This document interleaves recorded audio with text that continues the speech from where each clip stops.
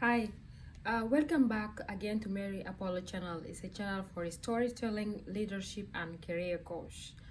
I do a lot in the channel, so do subscribe and also send me your suggestions and your opinion about how I can improve the channel and do more interactive work with you. So today I read a quote. Actually, it says, storytelling is not what I'm doing for a living. It is how I do all that I do while I'm living. This quote is by Donald David, and this quote has touched me so much.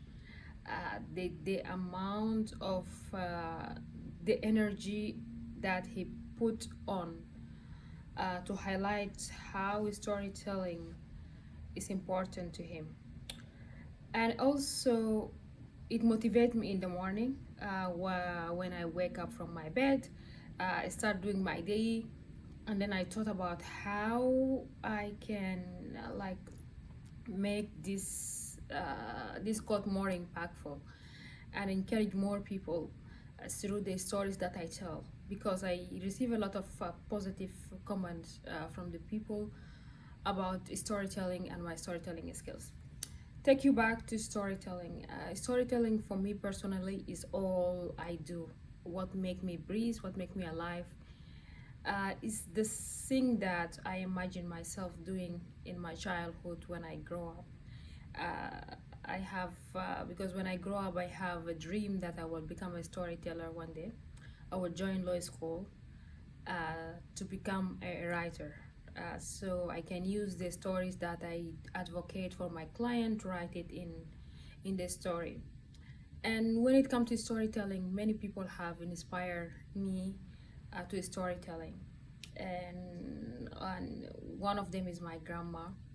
She's the first person that when I grow up, when I was born, since I was born, that I have been listening to her story in my childhood. She told me a lot of stories, some traditional stories, some cultural stories, stories that are taking place in the society, about singer, about revolutions, and how the country were managed that time. And I think later on, this is what shaped my personality to whom I became today. Also, the second person is my mother. She's an amazing person. She motivated me a lot to storytelling, to story writing, and tell us stories at night. She bring for me a lot of stories and book that I can read so that it can improve my writing and reading skills, and also the ability to develop my sense of humor and to be more academically involved, to be more engaged with my classmates and also students and teacher in the school. The other person is my dad. He's I've just found like an amazing storyteller. When it comes to stories, he tell a lot of stories. uh, he teach me literature. We have a lot of joint memories together, where we go for hunting, we go for outdoors event together, we do a lot of activities together with his colleagues and his friends. And I was the only girls among a group of boys at that time, and men, old men. And then from there, because he's the person that when I think about storytelling and experience that I had with nature, people, feelings, and how to express it and transfer it to paper, I think about him. Because he understands that nature, moving people, experience these small things can motivate you to write and create, make something out of it. And today, for example, a certain time of my life, I will tell him I want to visit this place. I want to write a story. So he will basically tell me, okay, I will take you to this place so that you will experience and see more in nature and write more like creative stories. And then I start writing stories in an early age when I was in class 4, when I have from age 9, 10, I think to 14, this is when I knew exactly what I like, what I'm good in, and what I do in class that make me feel happy. And it's something that I want to continue doing it. So I start writing my own stories, put my draft together. I didn't had like someone who was doing it to me professionally, but I do it. I write it, and I know that I can express myself through writing, and the word I can transfer things through words, especially when it comes to nonfiction, and because I use my imagination a lot and I have a lot of stories to tell. Then from there I start writing, and also always in writing and like composition in the classroom I get the higher mark on it on the class. And then from there I went to class 7 8, and then I start love literature and writing more and more and more. So when I went to secondary school, this is when I start reading books like Cry the Bluff Country, David Copperfield, Miss Harriet. uh, but the connection that I have with literature was something different when I experience with when I'm studying other subjects in the class, and it's something that I always wait for. I'm eager to learn more about how I can write, how I can make books like Charles Dickens when he write Cry the Bluff Country, how those people are making it this way successfully. I then go back. My granddad is the other person who motivate me also in storytelling. I remember at age 5 6 years old, I was a little kid. After he finished from his work and he see all his patient and his in his clinic, then he will call me and take a book from his library and start reading for me. And when we are reading, he always give me exams. He asked me questions about the story itself and what I think is the most interesting part of the story on that. So I think that part also has built up my motivation in storytelling, and make me think about writing that time.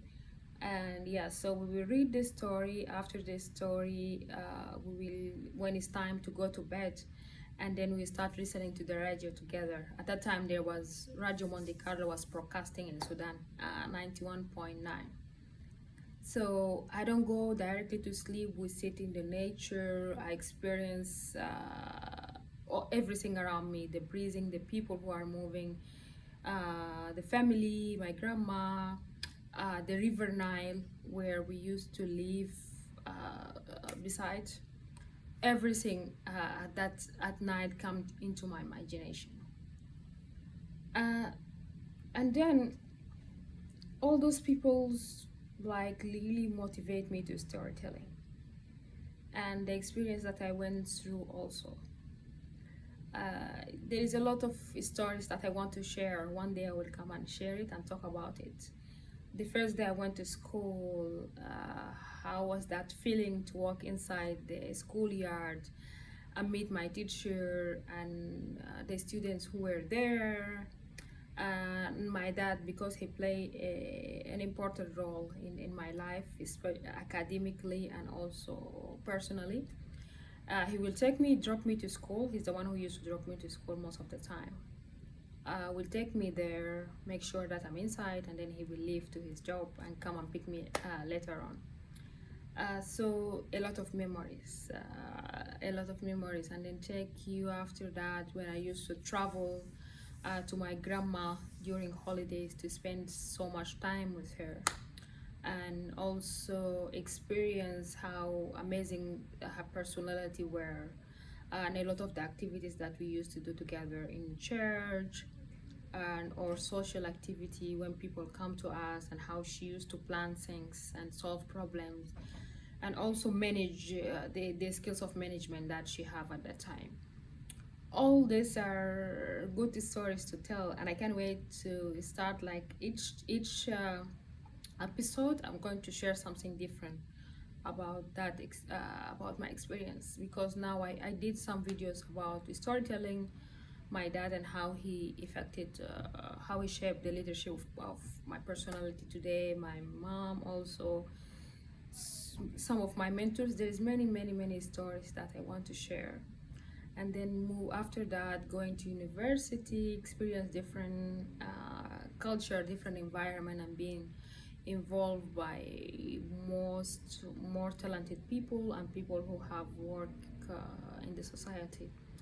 And then yeah, and the public life and the challenges that I go through, fighting for myself, for my right, starting from the family, the society, and then the public sector. And then yeah, and then from there I moved to the US.